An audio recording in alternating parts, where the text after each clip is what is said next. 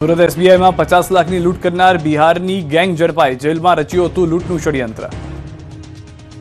અંતે 10 દિવસ બાદ સુરત એસબીઆઈમાં લૂંટ કરનાર આરોપીઓને પોલીસે દબોચી લીધા। સુરતના વરાછા વિસ્તારમાં આવેલી એસબીઆઈ બેંકમાં 50 લાખની લૂંટ કરનાર લૂંટારુઓને પોલીસે 1000થી વધુ સીસીટીવી તપાસીને પકડી પાડ્યા।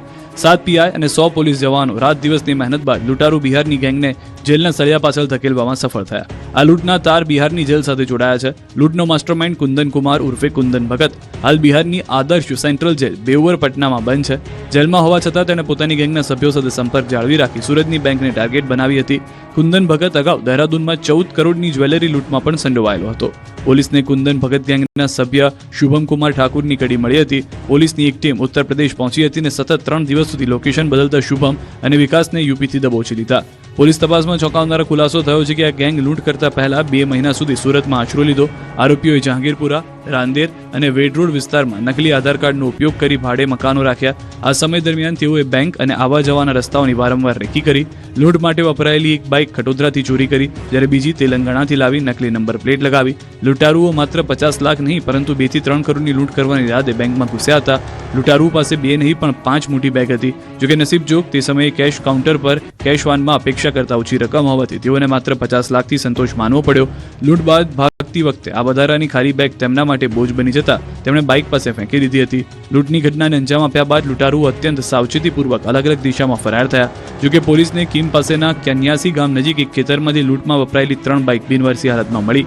આ બાઇકની બાજુમાં જ વિમલના 3 મોટા થેલા પણ મળી આવ્યા હતા। આ એ જ થેલા હતા જે લૂંટારુઓ કરોડ રૂપિયા ભરવા માટે સાથે લાવ્યા હતા। વિકાસ નામના આરોપીને લૂંટના નાણાં છુપાવવા અને આરોપીઓને આશરો આપવામાં મહત્વની ભૂમિકા ભજવી। આ બંને આરોપીઓ પાસેથી લૂંટના 93,000 અને 3 મોબાઈલ ફોન રિકવર કરવામાં આવ્યા છે। ઝડપાયેલો આરોપી શુભમ ઠાકુર બિહારનો નામચીન ગુનેગાર છે। તેની સામે બિહારના બારુગંજ અને બ્રહ્મપુરા પોલીસ સ્ટેશનમાં હત્યા, લૂંટ અને આર્મ્સ એક્ટ હેઠળ ગંભીર ગુનાઓ નોંધાયેલા છે। આ ગેંગ અત્યંત પ્રોફેશનલ છે અને આંતરરાજ્ય લૂંટમાં માહિર છે। અમદાવાદના ધારાસભ્યએ જ કેનાલમાં ભ્રષ્ટાચારની પોલ ખોલી। કેનાલમાં ભ્રષ્ટાચાર થયાનો પર્દાફાશ અત્યાર સુધી તમે સ્થાનિક ખેડૂતો કરતા હોય તેવા દ્રશ્યો જોયા હશે, પરંતુ પ્રથમવાર મહેમદાબાદના ભાજપના ધારાસભ્ય અર્જુનસિંહ ચૌહાણે હથોડા સાથે કેનાલમાં ઉતરી ભ્રષ્ટાચારનો પર્દાફાશ કર્યો।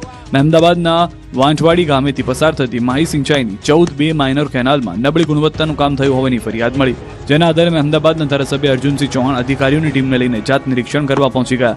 હાથમાં હથોડી લઈને કેનાલનું કામ જોયું તો ગાબડા પડવા લાગ્યા। 2 કરોડના ખર્ચે બનેલી કેનાલનું કામ લોટ પાણીને લાકડા જેવું કરાયું હોવાનું ખુલ્યું, જેથી 4 કિલોમીટર લાંબી કેનાલમાં સિમેન્ટના પોપડા ઉખડતા સીએમ સુધી રજૂઆત કરી છે અને કોન્ટ્રાક્ટરને પોતાના પૈસે ફરીથી નવી કેનાલ બનાવવી પડશે।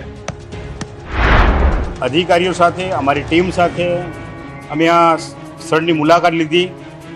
મુલાકાત દરમિયાન અમને ધ્યાનમાં આવ્યું કે બિલકુલ કક્ષાનું આ કેનાલનું કામ થઈ રહ્યું છે।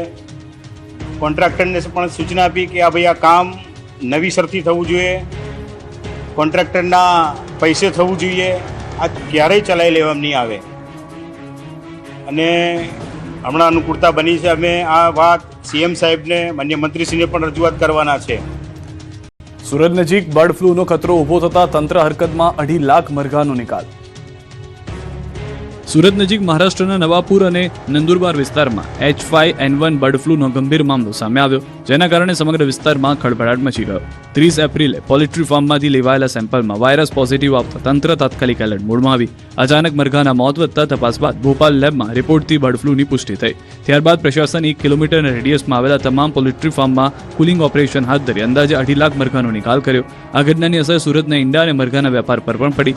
નવાપુરથી સપ્લાય બંધ થતા વેપારીઓને મોટું નુકસાન થઈ રહ્યું છે। હાલ ગુજરાત અને મહારાષ્ટ્રના સરહદી વિસ્તારોમાં કડક ચકાસણી અને સાવચેતીના પગલાં લેવામાં આવી રહ્યા છે, જ્યારે તંત્રએ લોકોને અફવાથી દૂર રહેવાની અપીલ પણ કરી છે। મહારાષ્ટ્રની અંદર નંદુબારના જિલ્લામાં બર્ડ ફ્લૂનો કેસ સાબિત થયો છે, પણ ગુજરાતમાં આપણે એક પણ કેસ નથી। કોઈ ગભરાવાની જરૂર નથી, કોઈ પણ અફવાઓથી કરવાની જરૂર નથી। ગીર સોમનાથમાં દુધિયા બાપા દેવસ્થાનનું ડિમોલિશન બાદ વિવાદ તંત્રની ભૂલ સ્વીકારી પુનઃનિર્માણનું આશ્વાસન આપ્યું। ગીર સોમનાથમાં દુધિયા બાપા નાગદેવતા દેવસ્થાન પર મોડી રાત્રે થયેલી ડિમોલિશન કાર્યવાહીના કારણે ભારે વિવાદ સર્જાયો છે. આ ઘટનાથી સ્થાનિક લોકો અને ભાવિકોમાં ઉગ્ર રોષ જોવા મળી રહ્યો છે. સોમનાથ મંદિર રોડ પર ટ્રસ્ટ ઓફિસ સામે આવેલ આ પ્રાચીન દેવસ્થાનને રેવન્યુ વિભાગ દ્વારા રાત્રિના સમયે જેસીબી મશીનથી તોડી પાડવામાં આવ્યું. આ કાર્યવાહી પહેલા કોઈ જાહેર સૂચના કે જાણકારી આપવામાં નહોતી આવી, જેના કારણે લોકોમાં આશ્ચર્ય અને આક્રોશ ફેલાયો. પરિસ્થિતિની ગંભીરતાને ધ્યાનમાં રાખીને જિલ્લા કલેક્ટર એનવી ઉપાધ્યાય તાત્કાલિક સ્થળ પર પહોંચ્યા. તેમણે લોકો સાથે વાતચીત કરીને પરિસ્થિતિને શાંત કરવાનો પ્રયાસ કર્યો. કલેક્ટરે પ્રાથમિક રીતે તંત્રની ભૂલ સ્વીકારી અને આ ઘટનાની સંપૂર્ણ તપાસ કરવા તેમજ જવાબદાર અધિકારીઓ સામે કાર્યવાહીની ખાતરી આપી. દેવસ્થાનને ફરીથી પુનર્નિર્માણ કરવા અને ધાર્મિક લાગણીના માન રાખવા આશ્વાસન આપ્યું. ચુરા તાલુકાના ખાડિયા ગામમાં બે અલગ અલગ જૂથો વચ્ચે હિંસક અથડામણ થઈ હતી. આ ઘટનાનો વિડીયો સામે આવ્યો છે, જેમાં બંને પક્ષના લોકો ખુલ્લેઆમ લાઠીઓ અને હથિયારો સાથે એકબીજા પર હુમલો કરતા જોવા મળે છે. આ અથડામણમાં 2 થી 3 વ્યક્તિઓને ગંભીર ઇજાઓ પહોંચી હતી. ઇજાગ્રસ્તોને તાત્કાલિક સારવાર માટે હોસ્પિટલ ખસેડવામાં આવ્યા, જ્યાં તેમની હાલત અંગે વધુ માહિતી મેળવવામાં આવી રહી છે. ઘટનાની જાણ થતાં જ પોલીસ તંત્ર સક્રિય બન્યું છે. પોલીસે વિડીયોના આધારે તપાસ શરૂ કરી અને હોસ્પિટલ પહોંચી ઇજાગ્રસ્તના નિવેદનો નોંધવાની પ્રક્રિયા હાથ ધરાઈ છે. આ મામલે વધુ તપાસ ચાલુ છે. અમદાવાદના ખાનપુરમાં પોલીસ કર્મી